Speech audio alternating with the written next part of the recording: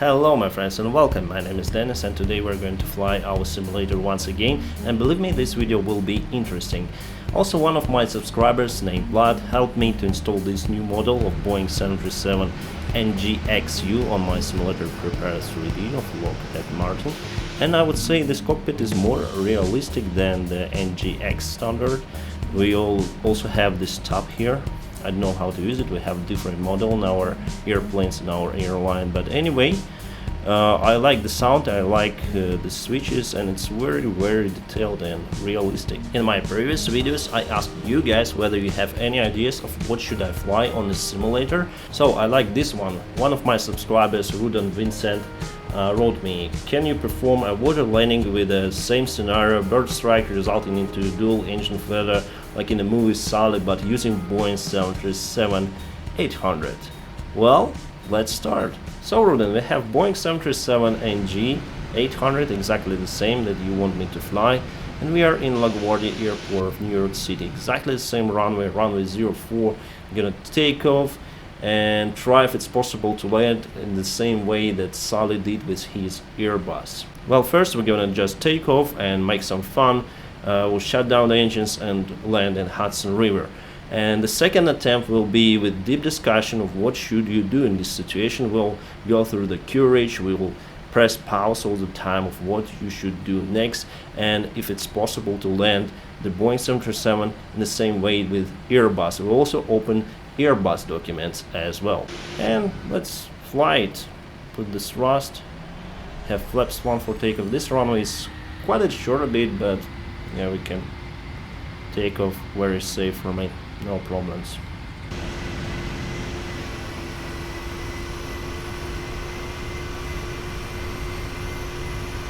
Nice course, nice livery for this model.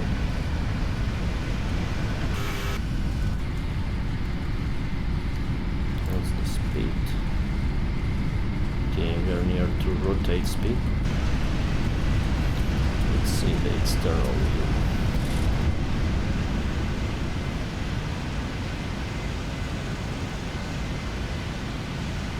Positive weight, gear up.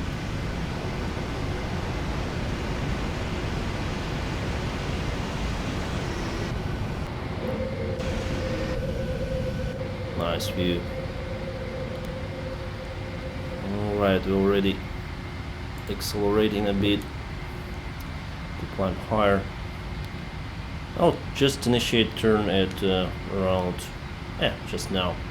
I'm heading 0 to 0, let it be. So they turn left after departure, and then they hit birds. The maximum altitude of their climb was 3,000 feet, and they retract the flaps. That's what we should do right now. So we're gonna retract the flaps and continue climb, please. And we're just gonna shut down engines right now. I'll not do the memory items for now. Let's do it in the second attempt. For now, I'm just gonna start the APU. Okay, we lost first officer instruments, and immediately you need to dive down a little bit to maintain your speed, because now you're using your gravity. Now you're using your gravity to gain some speed to control your airspeed. Just pitch down a little bit and turn. First they wanted to turn to LaGuardia Airport, and of course they follow the memory items. That's what we should do in a second attempt. So for now, just fun flight.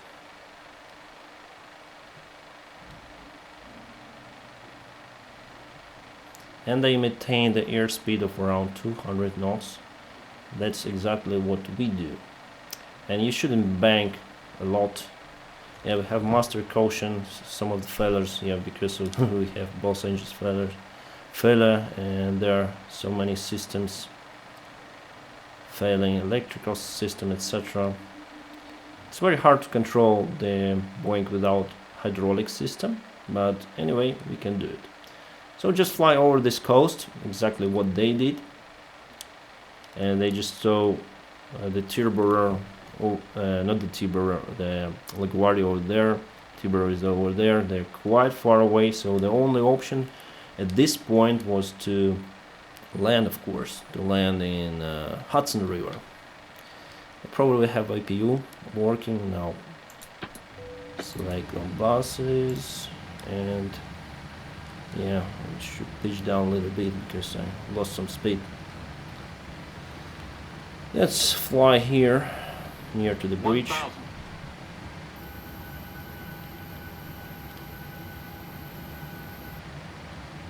Terrain. Yeah, we have some of the annunciators. Too low, terrain. Too low, terrain. Too low terrain. That's the usual thing to have if you fly like this. Speed 200 is quite okay. And they also landed with flaps 2 for Airbus. And that equals to flaps 15 on Boeing. So we have still have low drag lift ratio with the flaps. And we'll start to extend them and reducing the speed. Extending the flaps.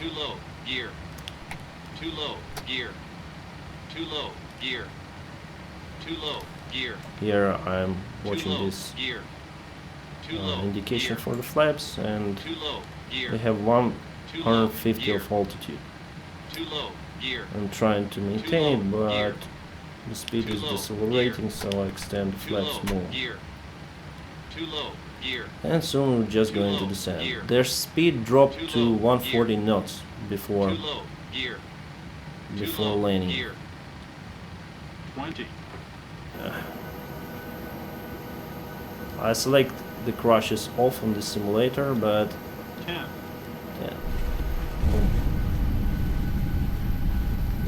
Nice.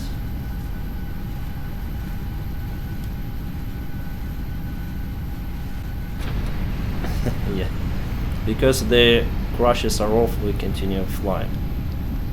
And they were very lucky that there were no any boats at this day, at that time, because usually it's quite crowded. I saw many of interviews. Well, let's make the second attempt. Alright, my friends, let's take it more serious in the second attempt, and we'll follow all the procedures for engine restart, etc. That's what they did on Airbus. And let's be inside the cockpit for now. I didn't put any speeds to 1, rotate, 2, because I don't really need them. It will take a lot of time for calculation. 80 knots checked.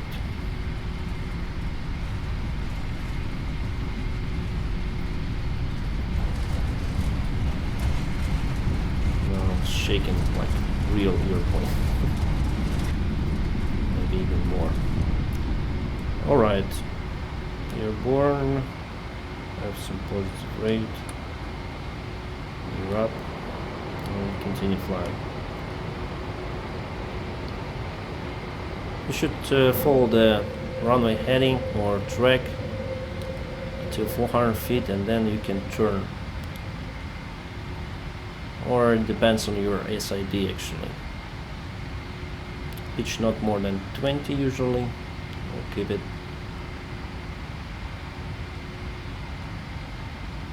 Now we can turn again, heading to 0 to the left. I'll start acceleration with flaps protection. Okay, flaps up.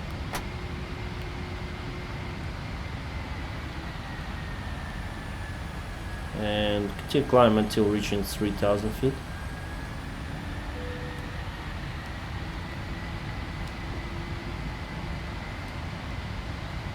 Okay, now we have birds here. So turn on and we'll see if it works. Yeah, we lost both of the engines. You got both of them rolling back. I'll just show it to you. No failure indication so far. No wires. but we lost the thrust. We are now in climb mode, and if you see our primary flight display, the speed is already dropping. So what you need to do now, immediately then you have engine failure, first not to do memory items. Actually you can call out for memory items, but first you need to fly the airplane. If you continue climbing like we are climbing and like they were climbing in the Airbus, no matter Airbus it or Boeing, you need to pitch down to gain some speed. Because otherwise you will lose the speed. So you just pitch down and see the trend stops. Okay, that's for first time, it's enough. And the second thing you need to do is to command to relight the engines, to command the first officer. There are memory items for Boeing 737NG, so we need to go engines, APU. We have loss of thrust on both engines. So name of the checklist is loss of thrust on both engines. So this thing, this part you need to know by heart. It's memory items. So every pilot who flies Boeing 737 needs to remember every part of it. And this one you don't really need to remember, but you need to have idea what to do next. At least you need to read it at least several times and know before your simulators or something. That's why we have trainings or sessions on simulators to understand what will happen next. Okay, and now we continue. Loss of thrust on both engines. Conditions: both this occur. Both engines have loss of thrust. Let's go to our simulator. Yeah, definitely we have loss of thrust on both engines. Both engine fail are shown. Usually we have engine fail indication. Engine start switches both flight at the beginning of memory items, so we need to proceed. Alright, my friends, here we have engine start switches. As you can see, we have different positions. I'll explain you maybe later about them, but ground we usually use for every engine start, of course, and we now need to select them to flight mode. The flight mode in our case will energize only right igniter, because now we have only AC standby bus available for engine start, because we just lost all electrical system and the battery is the only source to supply our igniters. So by starting APU later on, you may assist the engine start and you may try it once again. So selecting these antennas and select them to flight. Then follow the next step of the checklist. Engine start levers both cut off, and here they are, engine start levers, and you put them to cut off. So we just cut off the fuel, and this is the big difference from Airbus we have. So that's the Airbus checklist. Engine dual failure, they need to engine mode ignition and thrust levers idle. In Boeing 737 we don't need to move the thrust, so you can leave them there, and the thing that you need to move is both engine start levers cut off. Then AGT decreases, engine start levers both idle detent. The idle detent is the same, so here we have two detents, just two detents for them, cut off and idle. So then the AGT decreases. It's already decreased, guys.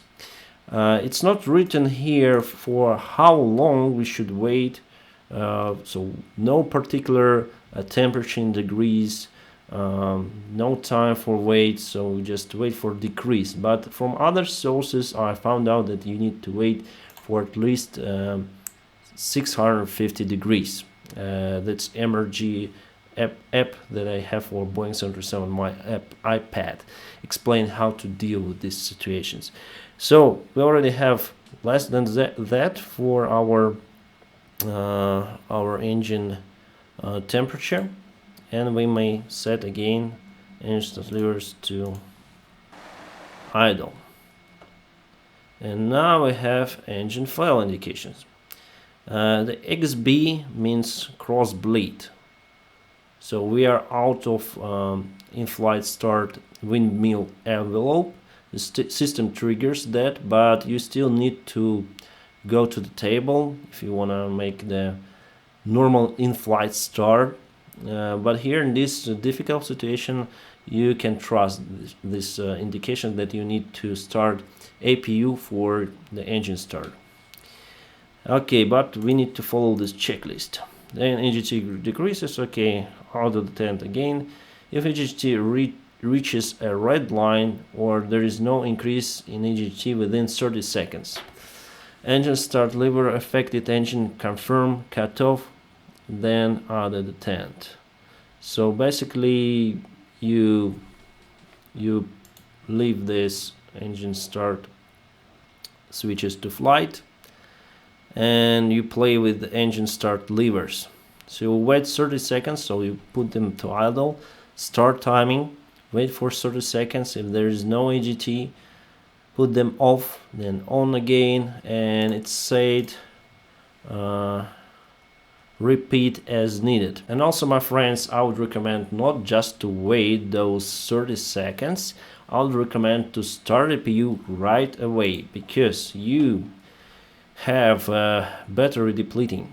So here it's minus 37 amps for now, and the voltage is decreasing, and you may have the point where the voltage won't be available for auxiliary power unit start.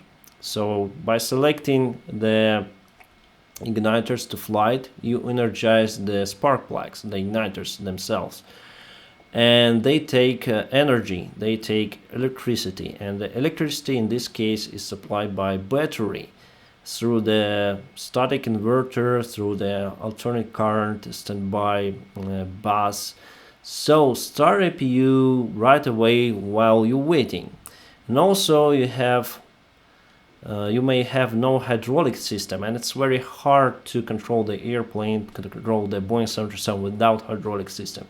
You see, we have low pressure lights for electrical hydraulic pumps, because we have just basic electrical system to supply our primary flight displays, PFD, and multifunction display and central display for indications.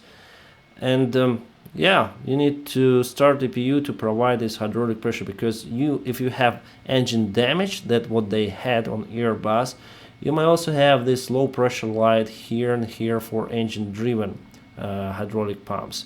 Now we have some of N2 rotation and then one rotation. That's why we don't have this low pressure light for engine driven hydraulic pumps. So basically we have hydraulic system right now, but who knows for how long. So I would recommend just to start the APU right away, and it's a very simple thing to do. So start APU and it's starting. It also takes some of the electricity, but as you can see, it takes a lot. We had a 37 or something, now it's 200 minus 253. But it's better to start it if it is available, because Boeing 737 may be dispatched with the APU operative, as well as every other airplane who has APU. Well, it's a basic thing actually to fly without APU. Sometimes it's not often, not very often, especially my airline, but once or twice a year maybe I'll fly without the APU. And this situation, it's not very difficult, because Boeing 737, it's very, I would say, robust airplane. So even without the auxiliary power unit, without those engines, without hydraulic system, you may fly it and land it safely, because it has a manual reversion mode. So Boeing listed APU only for number 7, but it's very important. Do not wait for a successful engine start before starting the APU. So don't wait for a successful engine start. Start APU in those 30 seconds. That's what I would recommend. And basically that's it, guys. What you need to do. So engine start switches, flight, engine start levers, boss, cut off. The NGT decreases well below 650. Engine start levers, both idle. So basically you need just to put engine start switches and play with the engine start levers, monitor AGT, and wait for those 30 seconds. While waiting, start the APU. So it's actually very simple, and here just repeat it. Try to restart at least one engine. That is what we have in objective here, to restart at least one engine. At or above Flight level 270, set airspeed 275 knots. We are not above this flight level, we are very low. Below flight level 270, set airspeed of 300 knots. Well guys, I'm unable to set the speed because the altitude is very low. So the windmill start is not an option here. So I'll just go down. There's no way I'll reach 300 knots at this low altitude. Engines can accelerate to idle very slowly, especially at high altitudes. Heavy precipitation, we don't need, we are not at a high altitude. Do not wait for a successful engine start before starting the APU, and it's very important. I wonder why they didn't put it here to start APU somewhere, because there was a case in Garuda, Indonesia. I met Captain Rozak, and you may find the video about the air crash investigation. Then they had a real case on Boeing 737 Classic. They hit the hailstorm, they lost two engines, so they restarted like we did right now. So they put engine start switches to flight, then engine start levers idle, and cut off many times, and finally they just lost the electrical system supply from the battery, and they were unable to start the APU. It was a bad scenario, I would say, so it's better to start APU if you have these 30 seconds to wait. And now let's go to Airbus. The name of the checklist is engine dual failure, which is basically the same. But it's interesting because in the movie, Sully commands to first officer, he calls for loss of thrust on both engines checklist, and it's actually Boeing's checklist. Get out the QRH. Loss of thrust on both engines. Here in Airbus we have engine dual failure checklist. That's the checklist name, and that should be commanded. Maybe they changed the name because it's quite new checklist, and maybe they had different before, because First Officer Jeff, Sully's partner on the flight, he told that the checklist was 3 pages long. Here we have very simple 1 page of checklist, and just want to show you. I have also QRH of ATR with me, so checklist, they're very similar. And on ATR, this checklist calls both engines flame out. So on every airplane the name can be different, and you see it's very small one, small checklist. So that's what like the QRH looks like in an airplane. And the Airbus checklist is very simple. Engine mode selector IGN. So basically you do it with every engine start on Airbus as far as I understood. So you basically put the same levers. Thrust levers idle. That's what you won't do on Boeing 737. So you just leave the thrust levers on their place, let them be there. On Airbus you need to retard to idle, even though the engines are not running. Optimum relight speed 300 knots. It's almost the same as Boeing's, and Boeing just gives a different speed for different flight levels. Also describes what ratio, how many miles would you fly for each 1000 feet of your altitude, depending on your gross weight. Yeah. Very easy checklist. The Boeing checklist is more, I would say, not difficult, but it gives you some kind of choices. So you have many choices. Choose one. APU is available because you may be dispatched with APU unavailable. So, and you go to step, APU is not available, go to step 10, choose one. Both engines start, neither engines start, go to step 11. So it is very long, comparable to Airbus checklist. but it gives you many choices, depends on your flight conditions. And of course, for these conditions, what we have now, with altitude already of 1,300 feet, there is no any way we'll do this checklist. So you need to do it by heart, as we did on our first flight. So basically you just need APU and you'll have almost everything. You'll have hydraulic system, you'll have electrical system, you'll have everything working except for your engines. The Airbus checklist, well, if you would start it right away, maybe you'll have some time to finish it, because it's very short. Just look at it, it's very short. I'll decrease, so it's like this, very short on one page.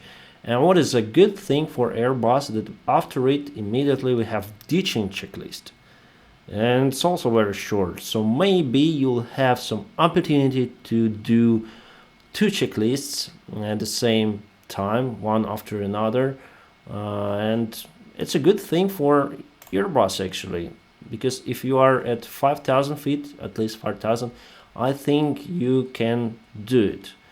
Well, at 3,000 feet I'm in a doubt, but you may also do it. And here we have evacuation checklist. Evacuation on every checklist on modern airplanes. I haven't seen the other variant.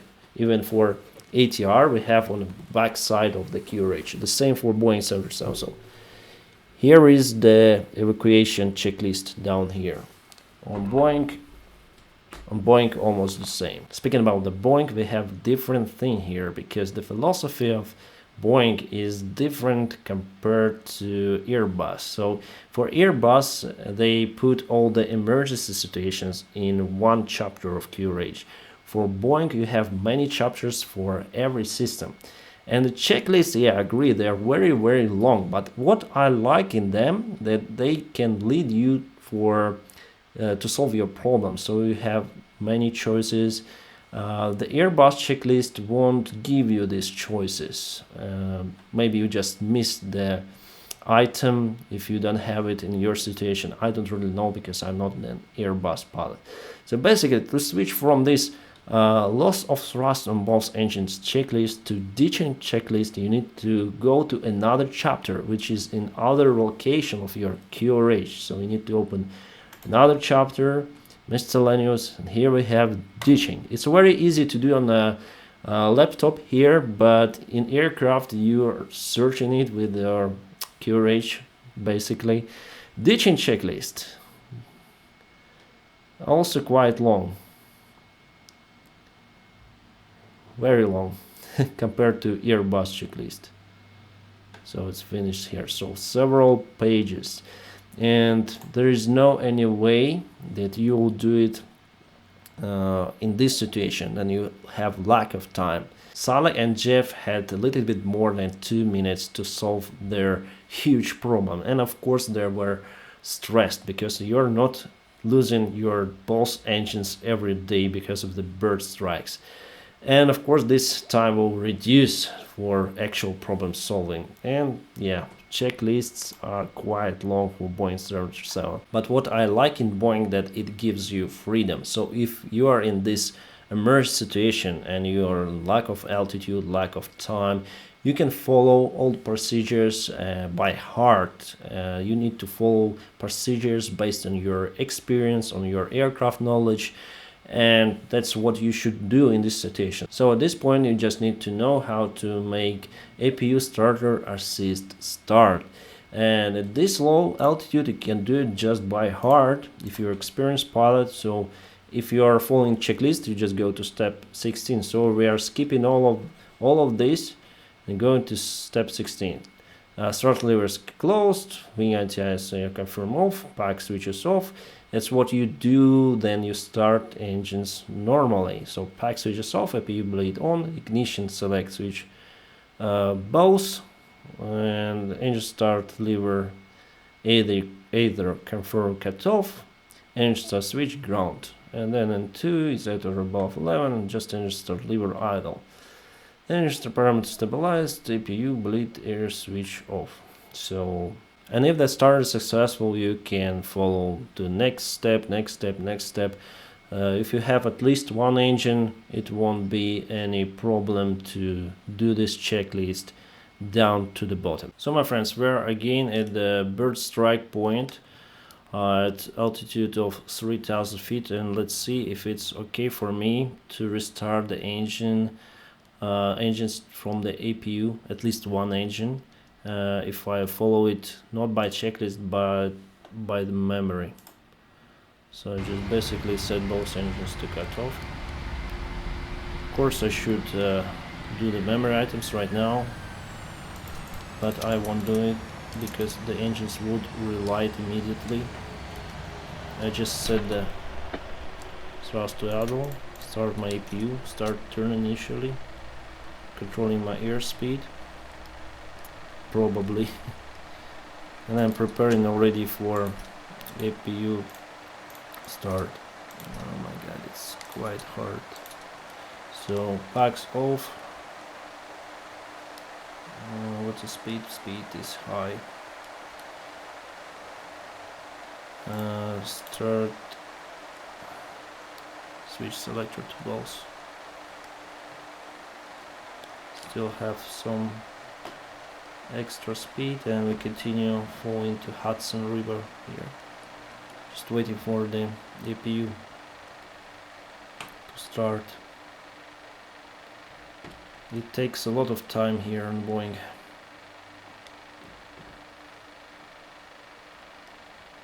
Come on, come on, come on, I need you.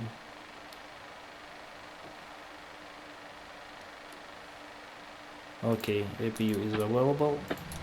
APU bleed on. Engine start to ground.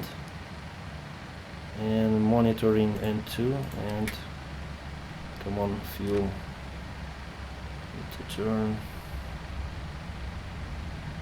Waiting for relight. Bank angle. Bank angle. Yeah, the speed is quite high. Airspeed low. Airspeed low. Come on, I need you. Where is my engine? Where is it? Seems like starting, but I'm not sure. It started. I just started one engine, so it's working. So if you do everything by memory at this low altitude, you can have successful start, at least for one engine. For two, it's impossible, guys, at this low altitude. Now just climb. So in some point, Boeing tells how to do it by heart, so you don't need to follow the checklist if you see that it can lead to emergency case. So we are at low altitude, and there's no any way that you can read all these checklists. If you are high, at least at, I don't know, 7,000 feet maybe, you can follow it, but at this low, at 3,000 feet, it's absolutely impossible, guys. And if I had done the memory items, we would have successful engine start in this case. So I didn't do it at that time, and I just tried to do it as hard as possible with APU start, lead assist start. Here we have the turbo row on our left. That was also an option, probable option for Sully's landing. And LaGuardia is over that airport, is over there, so that runway was also an option. But they choose the landing in Hudson River, and I think it was right choice for that circumstances, because see, it's a long wide runway here. It's quite cold in the winter time, but anyway, to fly there, back to LaGuardia, you need to fly over very populated area, and here also very populated area. I wonder if I would fly. I think no, I will also fly to and land in Hudson River. But anyway, my friends, we are going to try it with you. So next flight probably we're gonna fly, we'll have both engines flame out, and we're gonna divert back to LaGuardia Airport, or turn left to the Cherbourg Airport, maybe both, and we'll try if I can make it on this simulator of Boeing 737NG. The ditching checklist has a very detailed explanation of what you need to do. So set distress signal, determine position, course, speed, altitude, situation, intention, time. So lots of information that you really need to know, and it's all provided in the checklist. In Airbus we have ditching checklist. So here we have ditching. Cabin crew notify, in ATC notify. That's all, notify. So Boeing gives send distress signal, determine position, course, speed, altitude, situation, intention. Airbus tells just notify, ATC notify. It means that you should give all the information, of course, but it's not written here. So that's why the checklist is very short for Airbus. But Boeing gives you a very detailed explanation. That is why I would recommend for Boeing pilots to read the checklist structure, at least those checklists that you really need in case of lack of time and emergency situations, like we have here. So we need to follow two checklists: loss of thrust on both engines and ditching. In this case, you won't have time reading all of this. But you need to understand that you need to set VREF for flaps 40. That's why you are planning for flaps 40 landing. Then the arm auto brake, okay, accomplish normal procedure. That's basically what you really need to know. And here is also a very important item: pressurization mode selector manual and outflow valve switch close. You're closing main outflow valve. That's basically the door controlling the air pressure inside the airplane. It's quite large and located in the aft part of the fuselage. So if you would land with this door open, the water will come inside the fuselage and your aircraft would sink much faster than it would be closed. So you need to close it manually. It's very important because then you have loss of thrust on both engines, and you don't have APU. You lost the control of main outflow valve, and the valve itself stays in previous selected position by automatic system. So if it's open, you may have problems with the pressurization system. As well, you may have problems while ditching the airplane. So it's very important to close it. Close it at your flight level if you have loss of thrust on both engines, and you have no any problems after it. And again, my friends, I will not describe you every item of this checklist because it's very long, and it will take me lots of time to explain it to you to fly it on simulator. If you are interested, okay, we can make separate video. But in our case, we have loss of thrust on both engines, we have ditching, so it will take me lots of time for this video. It's already long, alright, so I don't want to make it longer. If you are interested, we can make it, but in the future videos. Here's a mystery for me why you should call out at 50 feet. Advise the cabin crew to brace, because it's just a couple of seconds, 50 feet, and then they need to call out to the passengers their own call outs. At 500 feet, advise the cabin crew that ditching is imminent. Well, Sully did it at 500 feet, so he told the cabin crew and to passengers, this is your captain speaking, brace for impact. That's what he did. Here we need to do it, brace for impact at 50 feet. It's quite low. So I would rather do it at 500, like I need to cope with the airplane at 50 feet. I need to flare it. Why should I distract myself by advising cabin crew brace for impact at 50 feet? They should be in brace position at 500 feet. At least in my airline, we have this call-out brace for impact for mayday cases, for emergency situations at 500 feet. And let's look through the Airbus checklist. Well, basically it's the same. Need just speed bags. Need to set speed bags, landing gear lever up, obviously. Flap slats maximum available. If engine's not running, that's our case. For landing, use flaps 3. Well, Sully used flaps 2, but it was okay for him. At least the investigation says it's okay. Use rudder with care. Minimum rate speed is 140. So RAT is ram air turbine. that provides electricity and hydraulic pressure to remaining systems. Brace for impact. No altitude mentioned. The Airbus has a very interesting button. It's a ditching push button, and I had it also on ATR. Then I was flying ATR, so you just push it and your main outfall valve will close. Very interesting. You don't need to put the manual to wait for it to be closed. You just push the button and the main outfall valve will close automatically. Okay, my friends, it's time for ditching again. I like water. I like to swim in the water. Okay, we have APU running. Everything is alright so far. The speed is high. Maybe I can go to LaGuardia, no? What altitude we have? No, the altitude is quite low.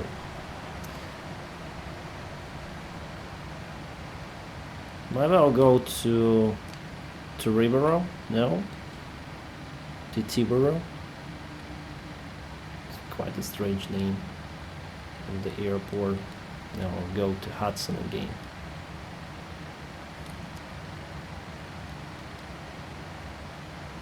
So basically, you controlling the airplane as it is a glider or something. I used to fly gliders before, so it's quite simple, I would say. It's quite hard to reach for thermals sometimes, but flying it's absolutely pleasure.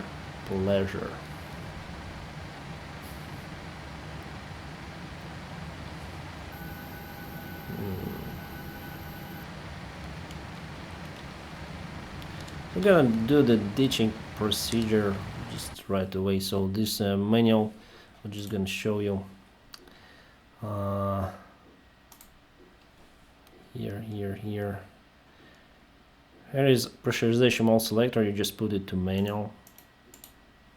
And come on, manual, and close it.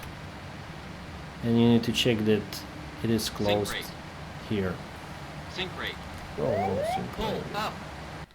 Need to change position. So you close it basically, and that will close the hole. Sync rate. The hole in your fuselage. And also after ditching, you don't need to use the aft doors for evacuation. Otherwise, the water will go through to the cabin compartment. Also, you turn off these warnings by switching off these circuit breakers, because it may be disturbing, of course. Too low terrain. Too low terrain. Too low terrain. Too low terrain. So they say flaps 40, okay? Too low terrain. Gears, Too low yeah. terrain. So extend the flaps to 40 Too low terrain. Too low terrain. and maintain the rev. Too low terrain. Too low gear. Very beautiful Too ship low here. gear. Too low gear. I hope everyone is okay there without any Too low corona. gear. Too low terrain. So usually I'm with the high pitch because you're maintaining very low speeds of your flaps. Too low To terrain. select the flaps 40. I don't know why they land with flaps Too 2. low gear. Maybe to reduce the drag. Maybe they're afraid the wings will be ripped away with the huge drag.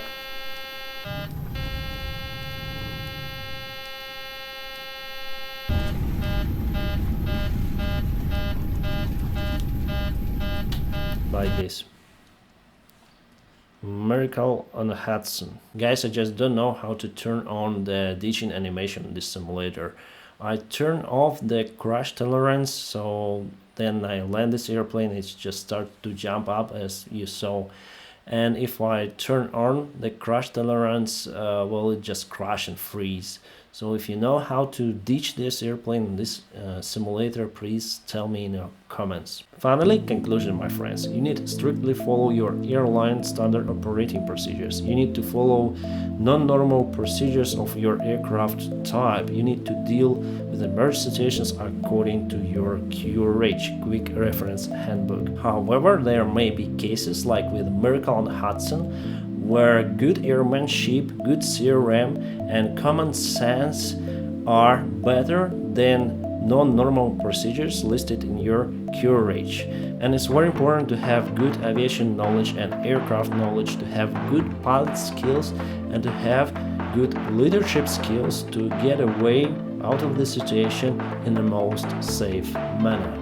That is why it's very important to learn and upgrade. I know you're improving yourself because you're an awesome guy. So prove me that you're an awesome guy. Follow this awesome guy checklist. First, like this video, then subscribe to my channel, then ring the bell, whatever it means, and have a great time.